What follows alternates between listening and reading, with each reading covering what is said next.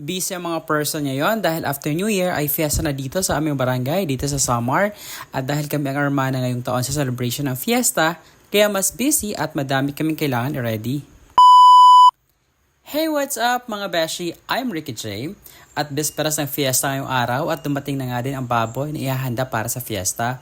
Bali 3 baboy nga itong in-order namin. Isa para sa mga lulutuing ulam, ay yung 2 naman ay para sa lechon. 3 menu ang lulutuin para sa baboy na dapat aabot sa 100 katao dahil meron kaming pack lunch ang ihanda para sa mga kabarangay at sa mga makikifiesta sa atin. Bukod sa baboy, meron rin tayong mga suman na ihanda kaya mano-mano ang pagkutkod ng niyog na gagamitin para sa suman, moron at para sa latik. Nakakatuwa din dahil katulong namin sa paggawa ng ihanda sa fiesta ay aming mga tita, tito at mga pinsan. At kahit nga maulan, tuloy pa din ang paligan ng basketball dahil ngayong besperas nga din ang championship at pagkagabi naman ang awarding nito.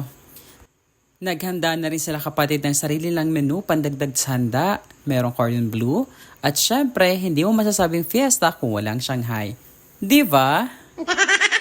Nauna na ngang maluto itong moron natin at syempre hindi tayo papahuli sa pagtikim. Magkasabay na nga niluluto itong humba at adobo natin para sa ating pack lunch.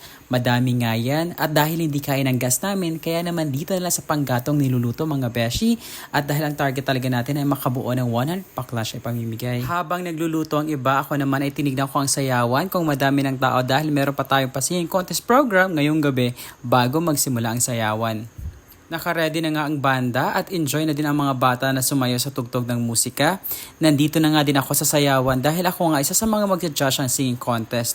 Huy! Singer yarn? Hindi naman, marunong tayong kumanta. Charing! Unti-unti na nga dumami ang tao na magsimula ang singing contest natin mga beshi.